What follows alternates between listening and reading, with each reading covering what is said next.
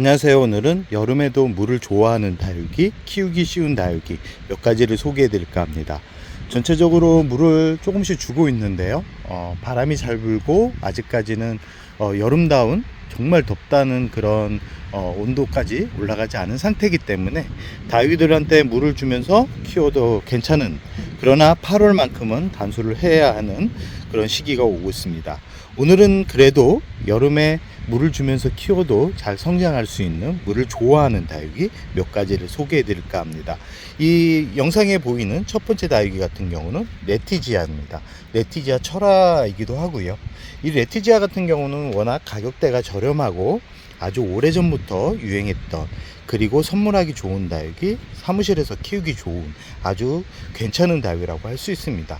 성장기에는 이렇게 초록빛 얼굴이 강하지만 이 가을부터 그 다음에 봄까지는 전체가 붉은 색감으로 변신을 하는 아주 화려한 다육이라고 할 수 있습니다.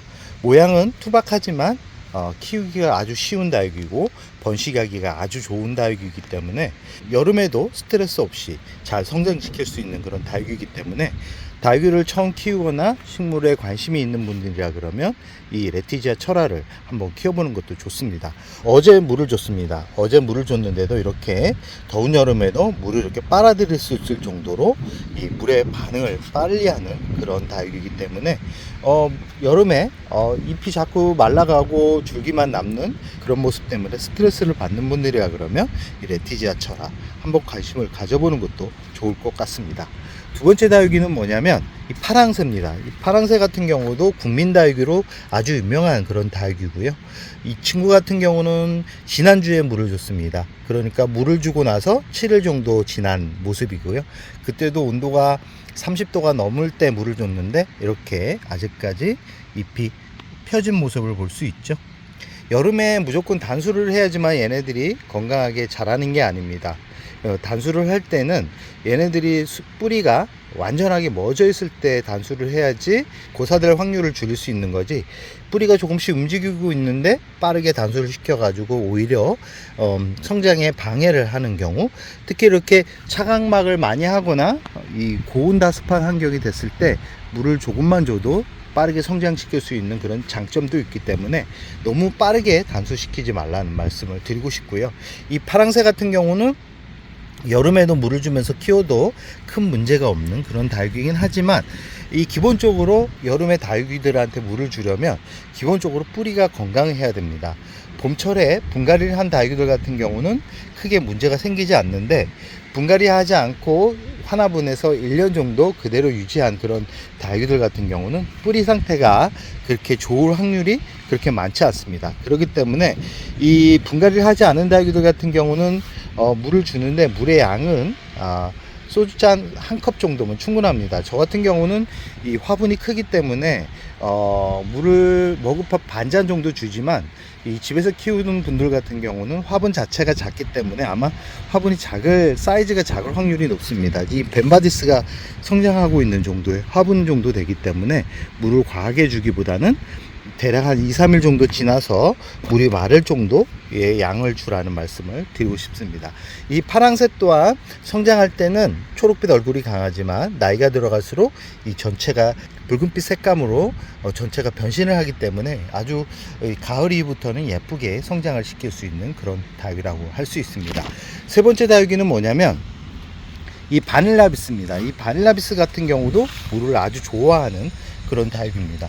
이 바닐라비스 또한 이 전체적으로 단풍이 들어가기 때문에 키우기가 좋고요. 워낙 번식하기가 좋은 그런 품종이기 때문에 지금 영상에 보이는 품종 같은 경우도 어디서 분갈이 하다가 떨어진 거를 독립적으로 심어줬습니다. 지금 이 바닐라비스 줄기에서 떨어져 가지고 독립적으로 이렇게 심어 가지고 자구가 4개나 나올 정도로 이 번식력이 아주 좋은 그런 품종이라고 할 수 있습니다.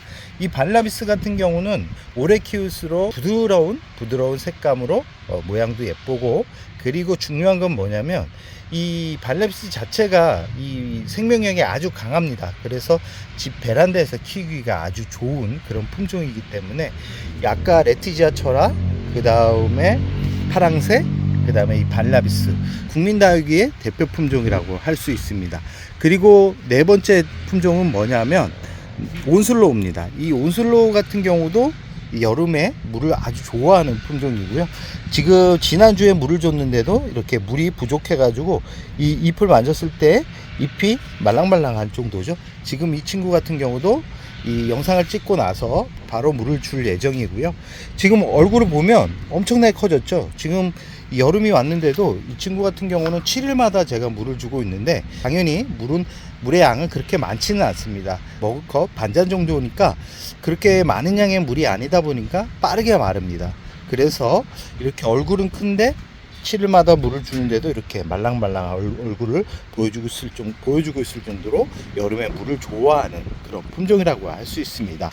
그리고 물을 좋아하는 품종이 뭐냐면 후레뉴입니다. 이 후레뉴 같은 경우도 물을 아주 좋아하는 품종입니다. 그래서 이 국민다육이 추천해 달라 그러면 아까 파랑새, 레티지아, 후레뉴, 그 다음에 온슬로우, 그 다음에 이 홍치아, 이 홍치아도 물을 아주 좋아하는 품종이고요. 그리고 홍매화, 이 홍매화 같은 경우도 물을 아주 좋아하는 품종입니다. 그래서 물을 굶기면서 키우면 안 되는 그런 품종들이고요. 이 천대존송 철화 같은 경우, 이 천대존송 같은 경우도 물을 아주 좋아하는 품종이기 때문에 저 같은 경우는 이 8월 한 달 빼고는 거의 늦어도 10일에 한 번 정도 물을 줄 정도로 지금 영상 속에 소개한 그런 다육이들 같은 경우는 정말 물을 너무 좋아해 가지고 물을 이렇게 많이 줘도 될까라는 걱정을 하면서도 물을 주는 그런 다육입니다.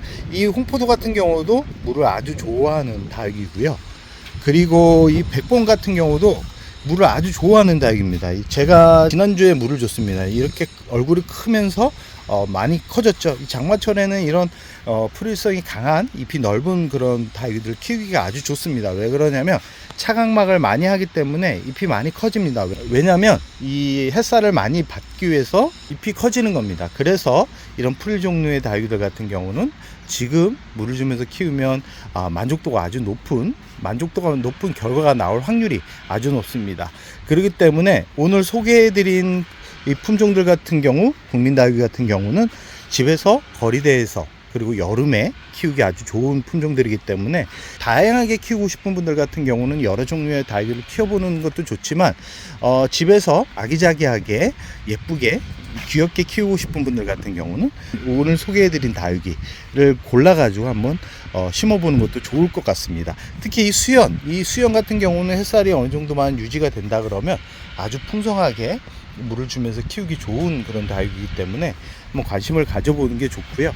여름에 정말 구입하지 말아야 될 다육이 같은 경우는 저 뒤쪽에 있는 방울복랑금, 이 희귀식물들 같은 경우는 광합성 작용을 제대로 못하기 때문에 여름에 구입하면 거의 실패할 확률이 높습니다. 그렇기 때문에 이렇게 올금이 들어간, 이렇게 금이 들어간 그런 칼라 염자금이나 이런 이 방울복랑금 같은 경우는 여름을 피해서 가을에 구입하는 게 좋다라는 말씀을 드리면서 오늘의 영상을 여기서 마무리할까 합니다.